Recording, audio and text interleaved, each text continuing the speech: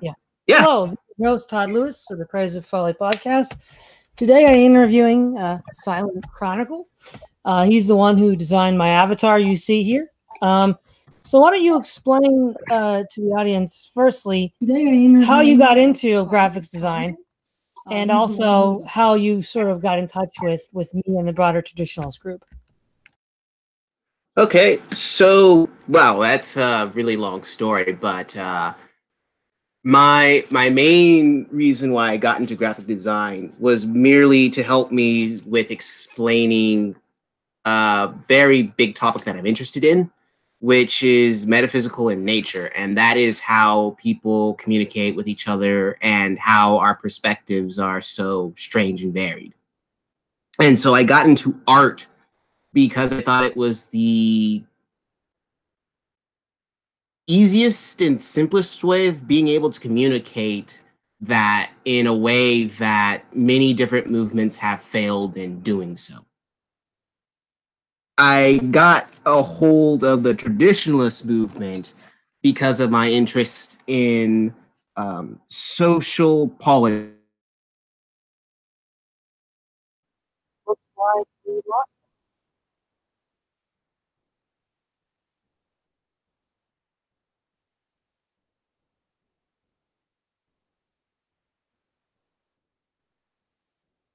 So sorry for the death time here.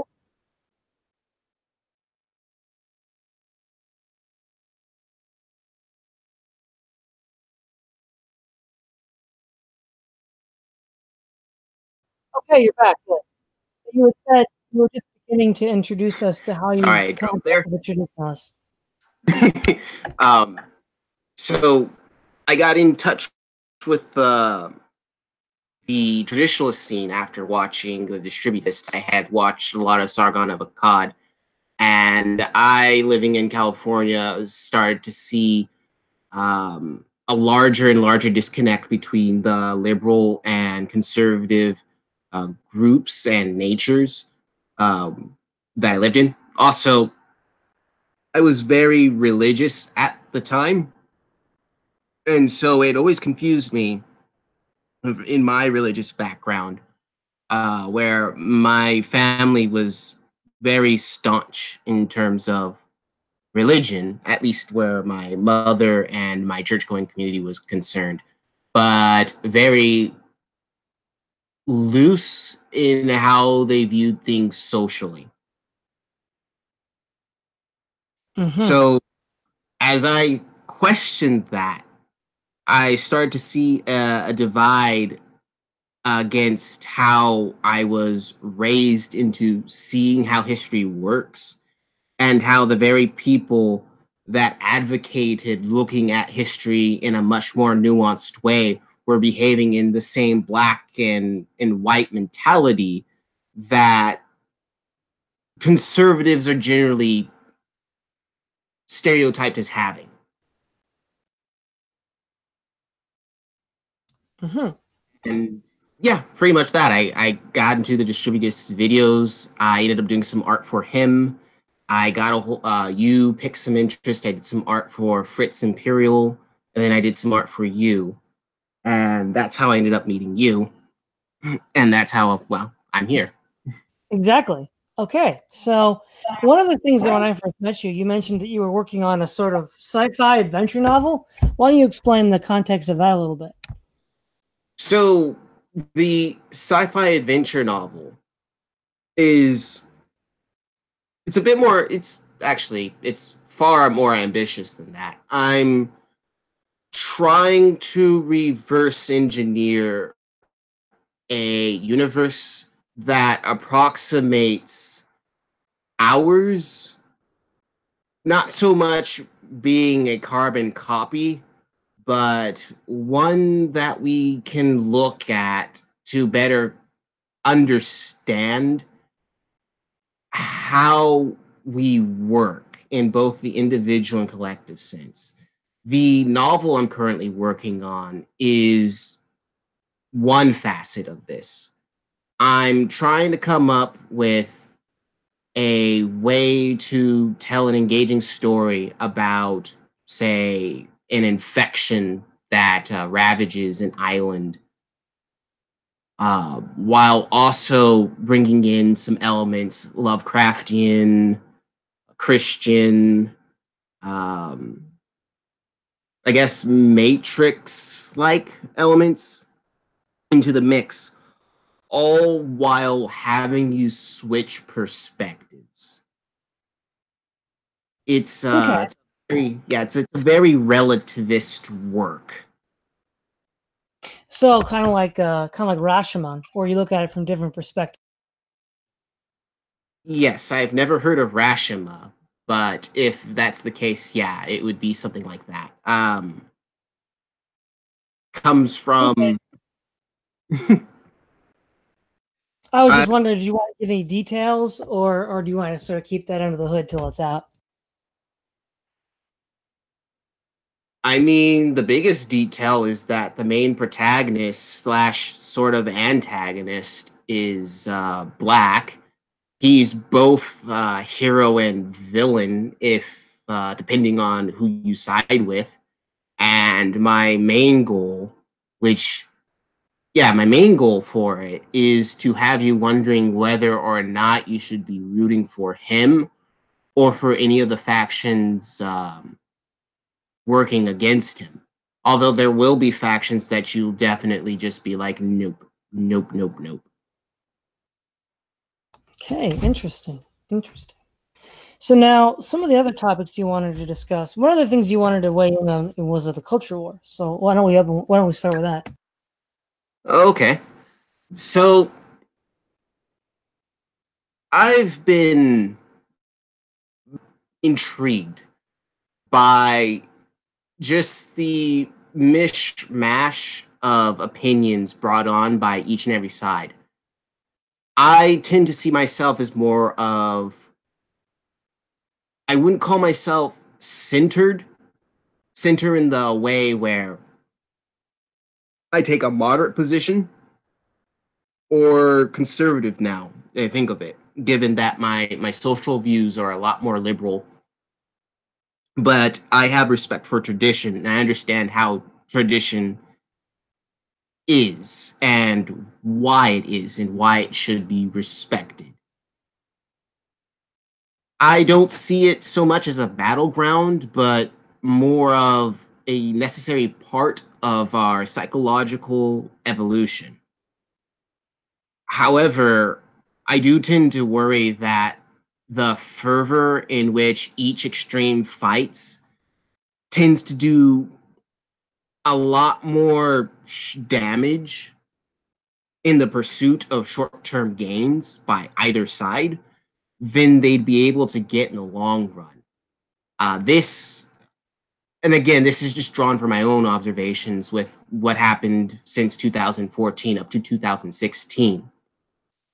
The whole Obama backlash, I already knew was going to lead to pretty much the liberal fervor that we've had since 2012 that escalated to around 2014, 15, and 16. And given what was going on between 2014, 2016, I anticipated that something like Trump would happen, which would cause pretty much a backsliding effect. And which in turn would cause a bit of a backslide in terms of progressive policies pushed by Obama and Bush. I'm not so keen on the details of what exactly happened or how that exactly happened. All I know is for every two steps that have been made in terms of policy that have made things better, there have been, one step forward. There have been at least two steps back in terms of getting people to get along when it comes to being able to communicate their ideas in a way that the other side can comprehend. For example, liberals are very emotionally led and tend to base their reasoning behind the emotional pull and resonance that a concept may have. Now, this isn't bad or in any way wrong. In fact, it's the strongest way to push an idea. And this has been successful in just about everything we buy. We tend to purchase and trade things based on the emotion it'll conjure in us, which then conjures a vision. This is something I learned in sales and in psychology. It's not so much the item itself, but the meaning behind, the meaning that's sold behind it that gets you there. Now, the problem, however, is because they don't back up the emotional pull in a way that makes practical sense to someone who doesn't understand the concepts that they're pushing, it can come across as moralizing to anyone who's not in some ways liberally biased.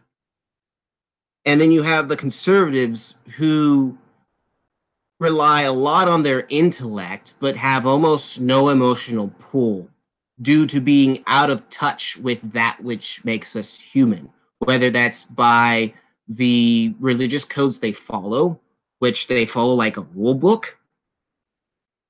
And again, forgive the generalization.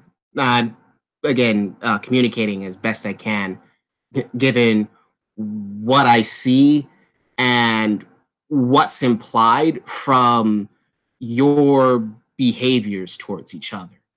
Liberals look at progress as something that allows one to experience the most happiness, and at its worst, it doesn't take into account the, say, more, I guess, logical or practical concerns that'll take place because of those goals or those that happiness, and doesn't take into account how to use the already existing system and have it work towards that end goal in a way that doesn't completely destroy the system. Just interrupt me if you can't follow along. Well, okay, since you interjected here, I guess I'll just say it sounds like you're saying that to generalize, liberals think more with their heart, conservatives more with their head, and they're both missing the other half. Yeah, they're missing the other half, and they get a really distorted picture of where they need to go. Like, for instance, it is true. I watched an interview with Destiny and Sargon of Akkad, where Destiny actually made a really, really good point in that the goal of any civilization is to increase the happiness of the people that are engaging in that civilization or society. Sargon hasn't moved past the whole idea that our biological baseline, our biological core is more concerned with feelings than it is with cold, hard, rational logic. Our amygdala, the part of the brain that's instinctual, came first, and it processes feelings better than it processes the very labels and categories that we have. So that's where the point would go to the liberals, is that, yes, civilizations and societies do take happiness into account, and that should be the driving force behind anything. However, as anyone who's a conservative or very religious or very spiritual would say, you also have to think in terms of the bigger picture, which is the long term.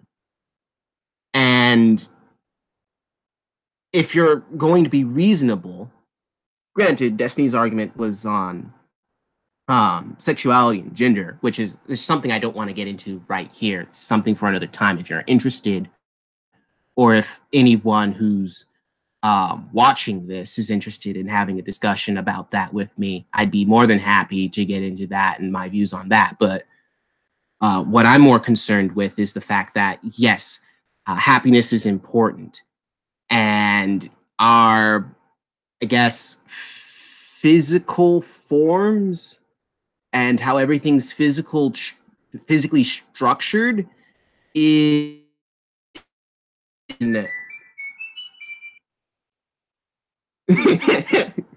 um, our how our physical structure and how we interact with physical forms is more of an effect of our search to get to the maximum amount of human happiness.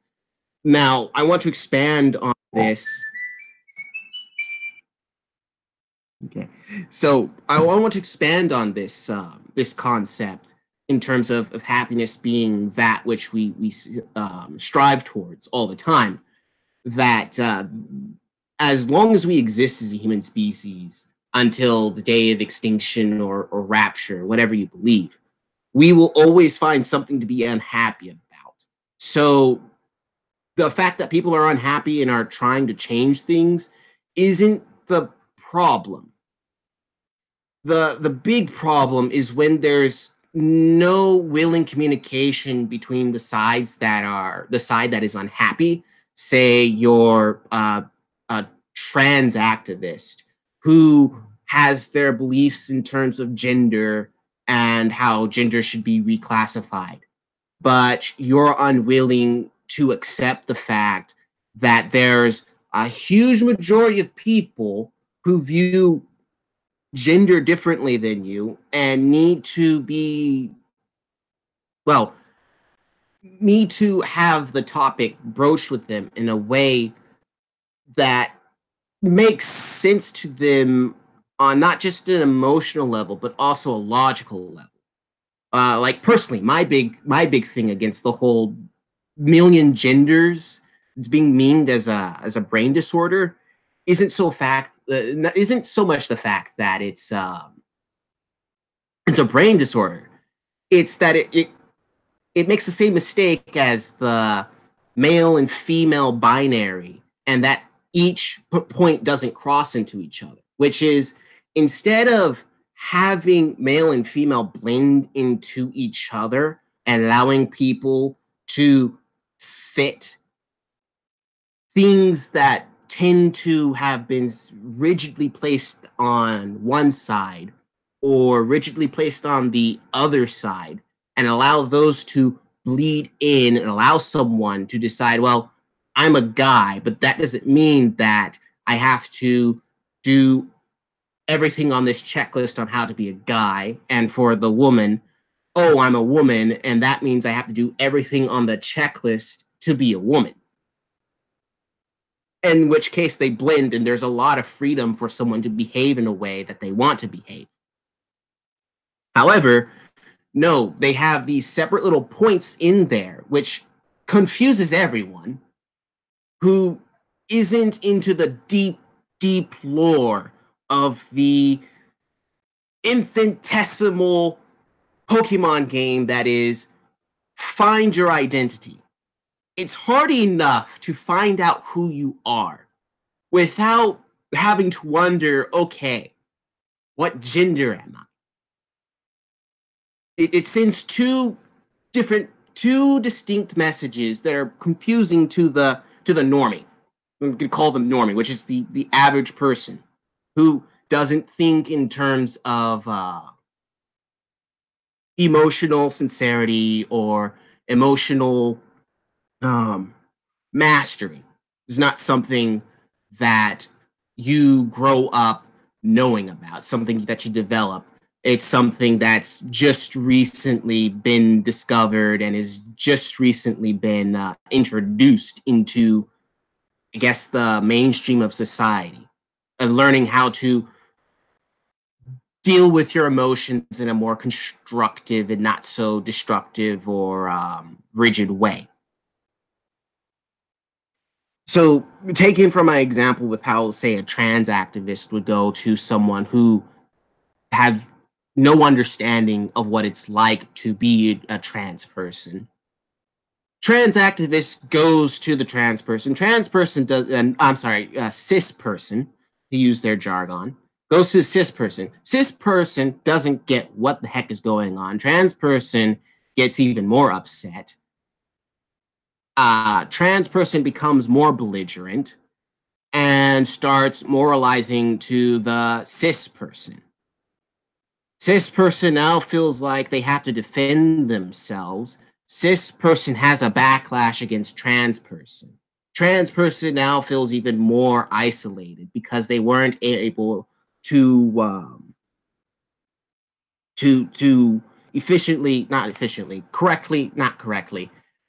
weren't able to properly communicate how they feel about this old school gender dynamic that we're growing out of nowadays. Same thing can be said about the religious person and the atheist. Both, same thing can be said about, say, Christian in the Western world, in America, and the atheists in America. They don't understand each other.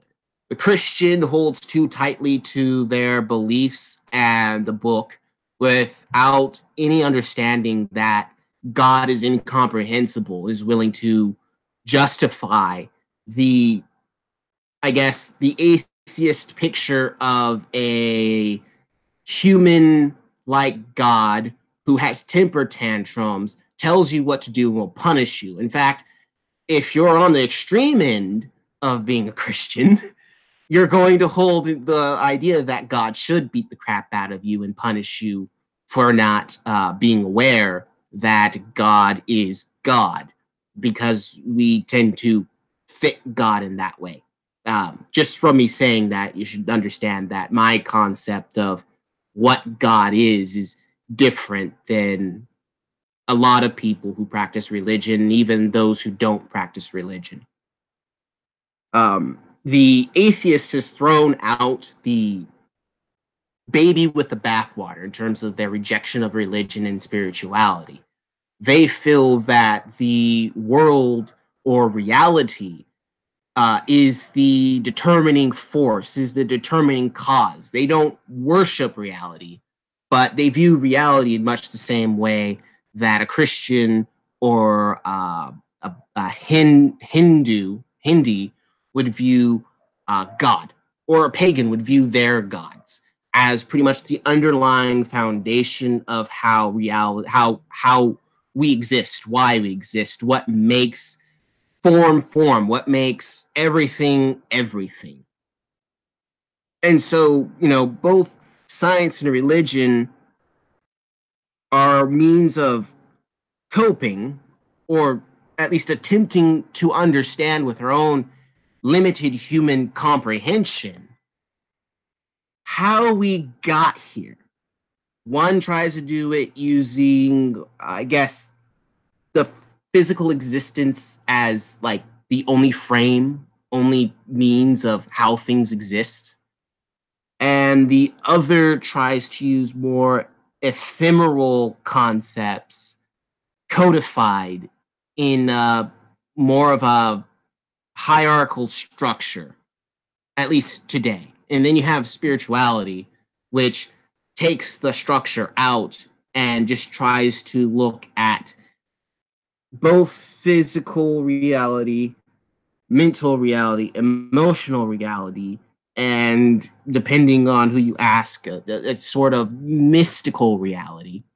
Put them all together and see that as the underlying essence of isness.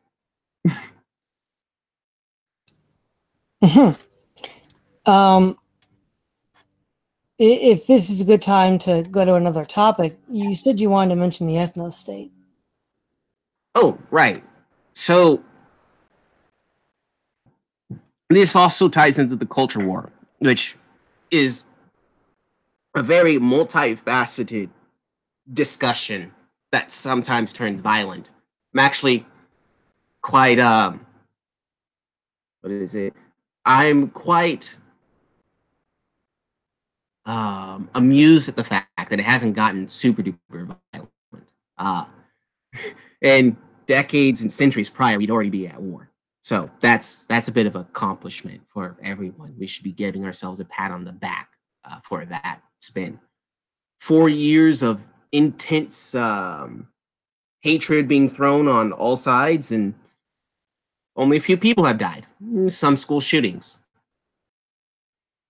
It's pretty dark, but yeah, the whole ethno-state thing. So back in 2016, I still hold that Richard Spencer getting punched out by a someone who doesn't agree with his ideas was the wrong move.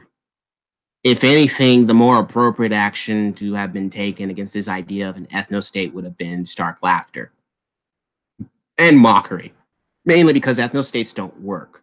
And our own history has shown this. There are only two possible things to come from making an ethno-state. Either one, you become insular and you end up getting taken over by, say, an empire. Except in the case where you're like Switzerland and you have mountains all around you and you know how to defend yourself using the environment. That is one exception, but Switzerland isn't an ethno-state. They're pretty diverse. I don't know the demographics of Switzerland, but I do know that they do allow for people to come in and out.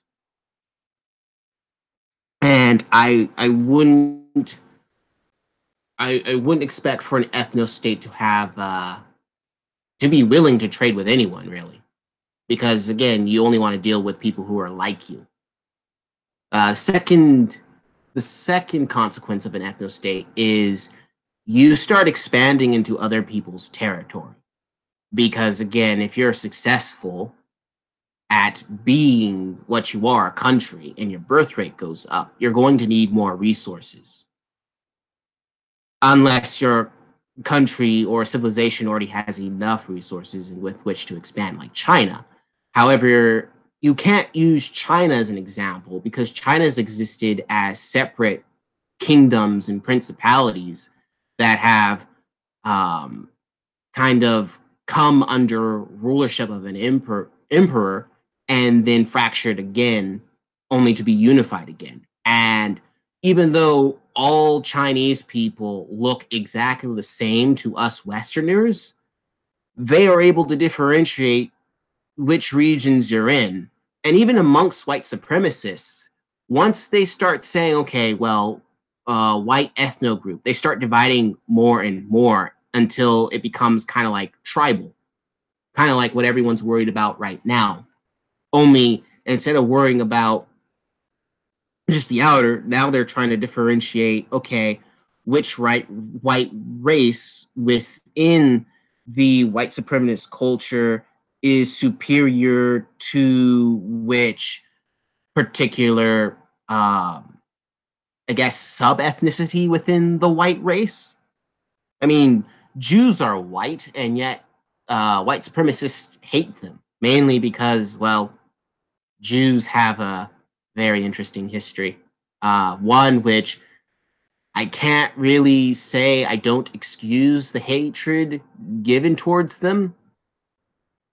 Not because I think it's more of the case that I understand how groups tend to incur the wrath of other groups through their behavior, much like blacks and whites, and why the most extreme black nationalists will hate just any white person.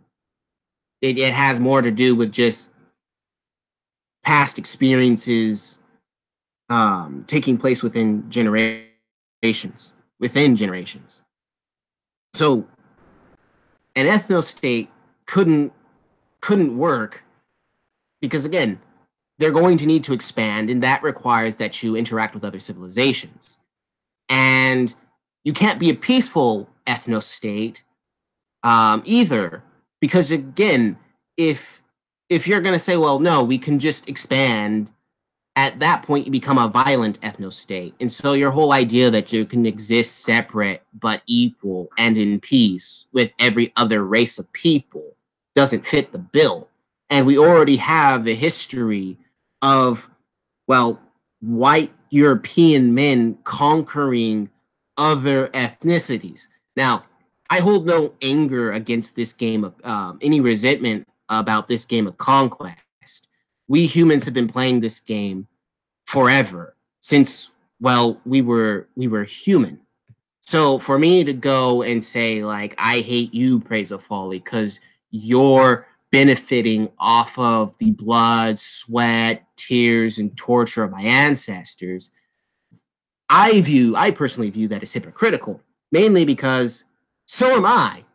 I'm benefiting off of the blood, sweat, tears. And while, yes, it doesn't seem as bad because I'm directly descended from those people who were tortured, nonetheless, I wouldn't be able to enjoy the comforts that I have, the ability to talk to you on the internet and discuss these kinds of things, the ability to enjoy ice cream, the ability to have a shelter like this, to live in a day and age like this, if not for the amount of agony and suffering that was visited upon many people in the name of someone else's dream or in the name of progress. Now, does it necessarily mean that I can't hold you somewhat accountable for making sure that you give me due respect as one individual human to another individual human? No, I still demand that I be given that kind of respect just as much as I expect to be able to give you that kind of respect. I think it's a bigger thing to acknowledge that, yeah, there have been really, really.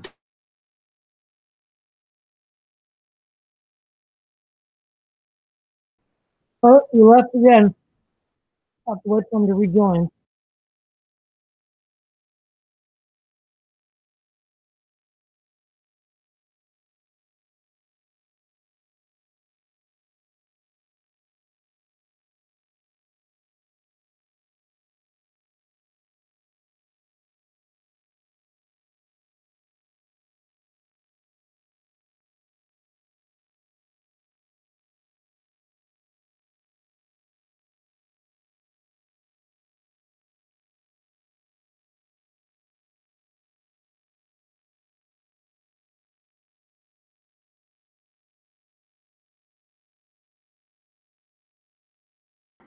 Okay, I'm back again. Sorry about that. I tend to ramble when I get really, really excited about a particular. Yeah. How I about this? How about you also wanted to mention economics? So to get all the topics you wanted to cover done, we should do that. Okay, so I don't. Okay, to be honest, I'm gonna start here. Most of my thoughts on economics are merely speculative. I have more to do with just what little I know about it. In the same vein as how what little I know about history. All I know are particular patterns that I've seen, and the fact that the way we use money is kind of the same way. Well, the way we use money is merely like a placeholder for things. It's pretty much we see money as the potential for the things we want to trade for. It's like an advanced system of bartering. Um, say in terms of economics, the main thing I have, I guess it's more of a question. No, it's not so much of a question. It's correct me if I'm wrong here, but hmm, I find that capitalism has a lot of faults within it that only one side of the whole economic discussion in terms of the culture war is ready to acknowledge. However, the side that is ready to acknowledge the faults of capitalism, um, at least this is implied from their behavior and their arguments.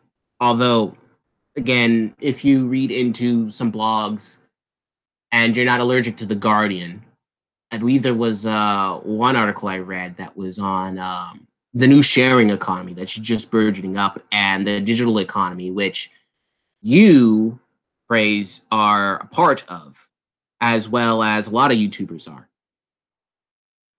which is you provide value through your live streams.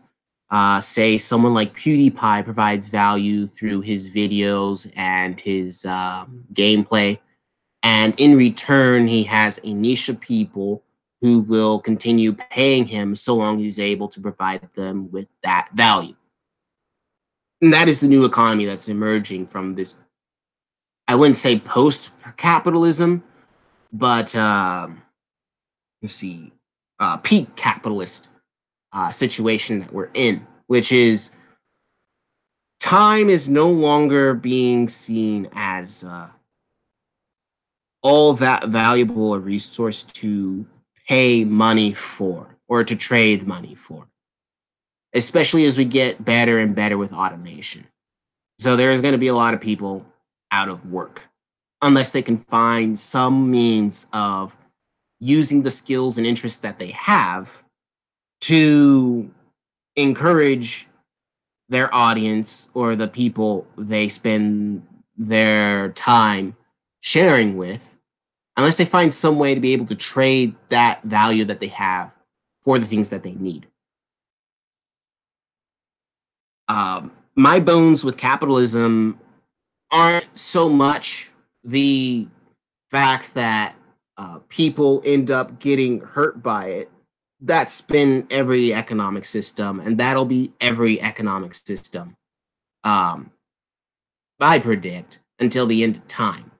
Not so much because people are naturally bad or the economic system itself is inherently flawed. It's more to do with the implementation and the limits.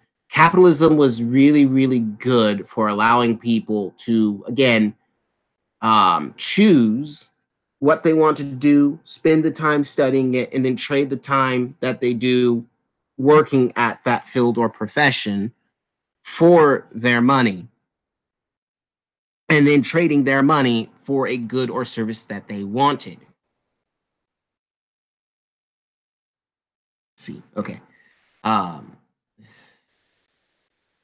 Now, the problem with capitalism isn't so much the fact that capitalism is bad. The problem comes with the fact that, and this has been a trend in the gaming industry, is that the people shelling forth product are more interested in maximizing their returns. It's become a bit of a metagame. They don't understand that people's time and people's ability to gather resources are finite, especially within the certain niche that starts charging. And they don't realize the fact that their activities and actions have an effect on everything else, like, say, the ecology of the planet. Now, this is a problem in the early 19th century when man thought that nature was just boundless and they could continue just taking and taking and taking without having to give back to the very thing they were taking from. Just like what we're seeing with the gaming industry, where people are charging and charging and charging and monetizing things in the game and making games where the player who only has, say, like maybe 16 hours a week to play a video game, and then they have a ton of video games they're going to want to play afterwards. And not only that, but these 80-hour games are now worth more than $200. This is an exaggeration, but they might as well be $200 given how many people complain about just the rampant microtransactions that are just happening because, again, the developers and publishers are playing a game themselves, which is how much of a return can I get for little effort in this game by just using the game's brand or by using the nostalgia or just by trying to chain people into these addictive habits that allow them to continue pouring their money without seeing that in the long term, they're actually screwing themselves over. That's the main fault, but this has more to do with human psychology than it does with the economic system. As someone who was able to see long-term, look more towards making their business sustainable instead of trying to get those short highs of high returns, like say a movie that tries to go for like the maximum first week sales, which is a really, really bad idea, but that won't be realized except in hindsight, where a movie does well in like the first week, but then it bombs for the rest of the year. And so the majority of the money made is only in the first week, and they find out that they're actually in the black because they didn't set the movie up to where people are going to want to continue watching it over again, and people wouldn't want to go, hey, let's go see that movie I saw. I want to show you it. And the numbers are more stable, which means that in the long term, in essence, that movie ended up becoming a very, very big hit. So, yeah, in terms of economics, our thinking needs to be centered more on making sure that the business is sustainable, that the business model takes into account the fact that you want your customers to keep coming to you. You want those return customers. Because if you have the return customers, instead of just trying to take as many customers as you can for the ride in like the first week or the first month, and then you don't care if those customers are unhappy because you've gotten them to be addicted to just the thing that you put out, that you're just going to keep on getting money, because that's not going to happen. Eventually, people are going to wise up and they're not going to want to pay into the franchises that you built.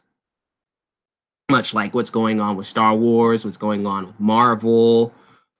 What else? I'm pretty sure there's more. Apple might be hitting something like that. I don't know. It's Apple, and there are a lot of suckers for Apple. Speaking of Apple suckers, did you ever see that documentary? What was it called? Something about it was about Apple fans. It was really scary. I may have seen a bit of it. I don't remember. I do know I was taking studio arts, and I remember watching a video in which they explained how Apple was able to use its aesthetic to get people to buy into the product, because the design of the Apple computer and Apple's iPods and iPads was so sleek and so nice. And in some respects, I agree. The design aesthetic really pulls you in, and you can see that in movies like Star Wars, The Force Awakens, and The Last Jedi. They're very beautiful movies.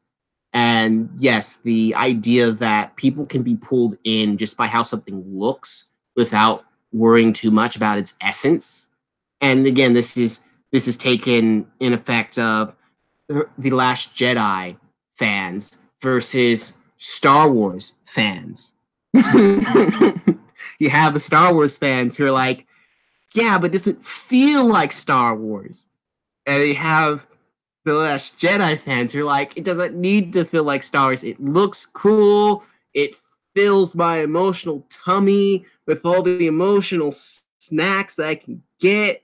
And we don't care about the fact that we've been manipulated into liking this movie without having like a character who actually resonates with everyone, just so much the fact that it looks good on the surface. And I'm thinking that Apple documentary pretty much hit the same point, is that Macheads. It was called Macheads. Yeah, Macheads hits that point where it looks good on the surface, and everyone goes for it because it looks good on the surface. But then you bite into this apple, and then you find diaper. Or a worm. Or a worm. and then to your buddy's horror, you just keep eating.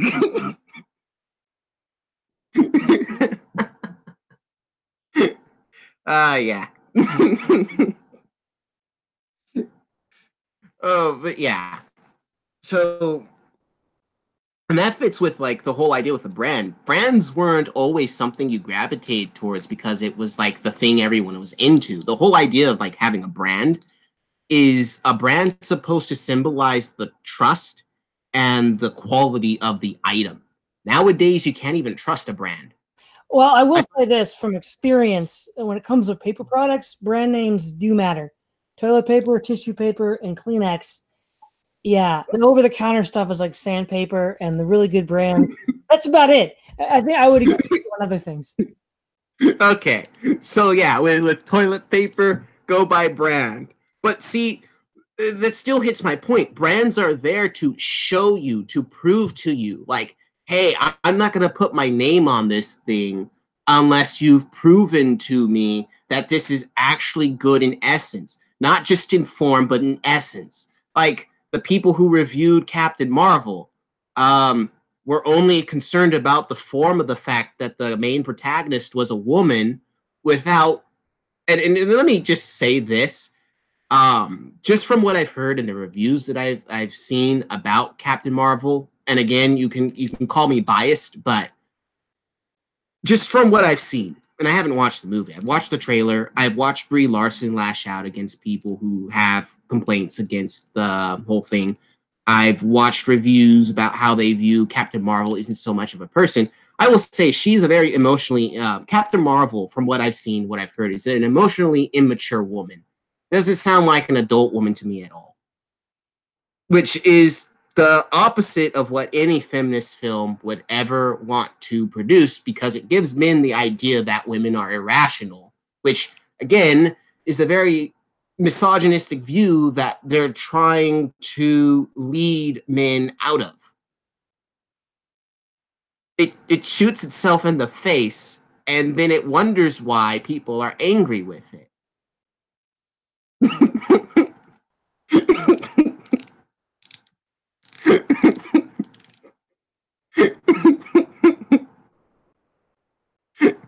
Yeah. Brand names are there to tell you what to expect from the brand. It's quality control. Nowadays, it's just used as bait. They accepted toilet paper and paper products. Towels and Kleenex. Yeah, yeah. If you lesson here, folks, is if you want your brand not to lie to you, look for paper. Paper will never lie to you. Almost paper, never, yeah. lying to us.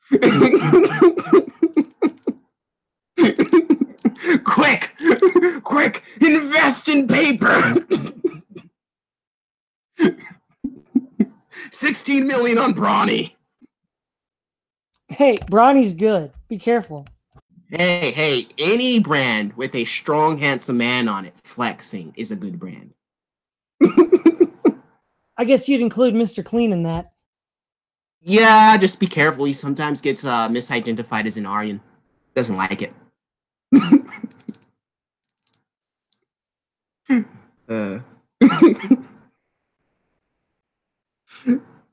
But yeah, I'd love to discuss more and learn more about economics, because pretty much I like to discuss things on these kind of deep levels, not so much to just teach people or to show people that I'm right, which tends to be every point in a debate, but more of a dialogue where we learn something from each other and then we end up transformed after the meeting into more knowledgeable people, much like a forum.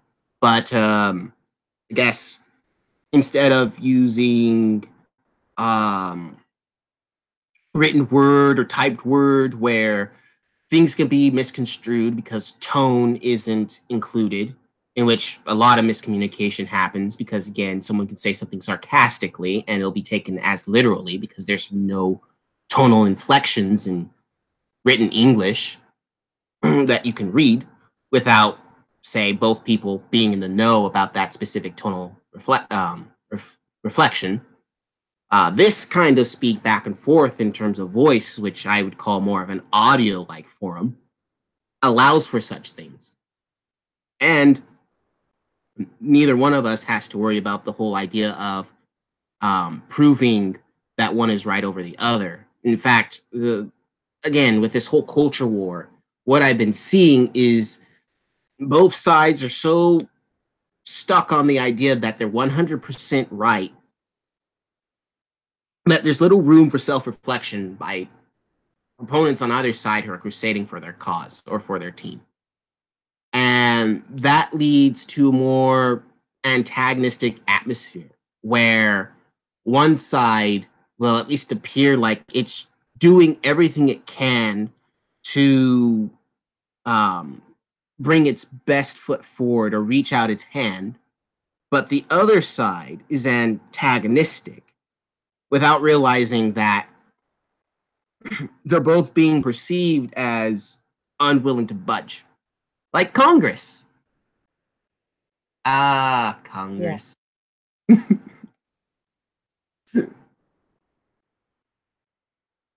So it looks like we're kind of at a natural stopping point. We're almost at the hour mark. So maybe you could give us some closing statements.